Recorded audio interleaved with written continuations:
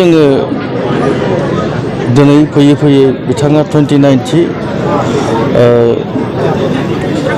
Death anniversary दिनै थ' बाहाय जोंनिनो मानगोनां बिटिसिनि चिफ श्रीजुत हाग्रामा महिलारि सारा गावनो स्वयं बे प्रग्रामाव बाहागो लाफैबाय थायो।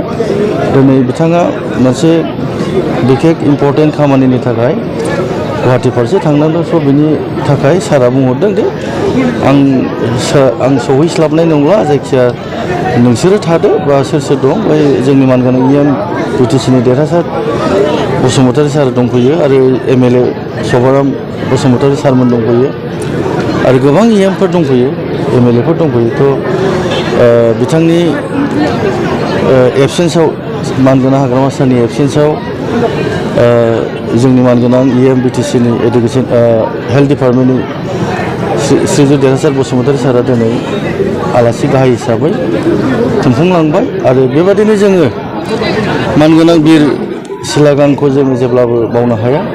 मानो होनोबा मोनसे समाव बे जोंनि बर' हारिनि मेगन खानाखौ बे बिथाङा मेगन गेवहोलांदों, खाथिलांनानै जोंनि जाथिनि थाखाय मोनसे गिदिर मोनसे गावनि जिउखौ आहुति खालामलांबाय।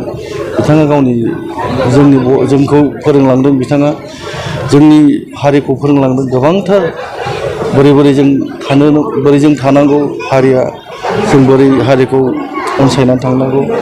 थ' मानगोनां बिर सिलागाङा जोंखौ गोदोनिफ्रायनो फोरोंबोबाय थादों। बिथांनि आदर्शजों जों दिनैसिम सोलिगासिनो दं आरो बेनि आदर्शजोंनो जोंनि दिनै बिटिसिआव जोङो मोनसे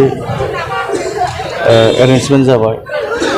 दा बेखौनो आङो जेब्लाबो जोङो मानगोनां बिर सिलागांनि थैनाय दिनखौ फालिबोबाय थादों आरो फालिलांबाय थागोन आरो बेखौ जोंनि मानगोनां श्रीजुत हाग्रामा महिलारि सारानो खालामलांबाय थाखागोन। बिथांनि मुङै आथिखालनि बिटिसि सरकारा कयेकथा सप्तानि सिगां जोंनि मानगोनां चिफ हाग्रामा सारा मोनसे घोषणा खालामलांदों। आं एमाउन्टखौ एक्जेक्टलि आं मिथिला, जायखिया बिनि नामावबो मोनसे गिदिर फाउन्डेसन एबा मेम'रियेल हल बिर सिलागांनि नामै जोंनि मानगोनां हाग्रामा सारा डिक्लेयार खालामखाबाय। जेरै धालिगाव प्रेमसिं ब्रह्मनि नामावबो खालामदों। गोबां गोदोनि मुंदांखा गोदोनि बिर जोहोलावफोरनि नाम बा सोरबा रोजाबगिरिफोरनि नामावबो जोंनि मानगोनां हाग्रामा सारा बिसिनि नामै मोनसे फाउन्डेसन बा मोनसे मेम'रियेलनि थाखाय अनसुंथाइ जासिबाय। आं एक्जेक्टलि नैबेनि माबाखौ आं मिथिया, मथथे 20निफ्राय 30 करोड़नि गेजेराव बे खामानिया जागोन। नैबे बिर सिलागाङाव मेम'रियेल हल बा माबा मोनसे पार्क बानायगोन। जोंनि बेखौ निस्सय दानि बे गोदान सेंसन जानायावहाय बेखौहाय आरोबाव डिजाइनारफ्रा गोदानै बानायनानै साबसिन खालामसिगोन।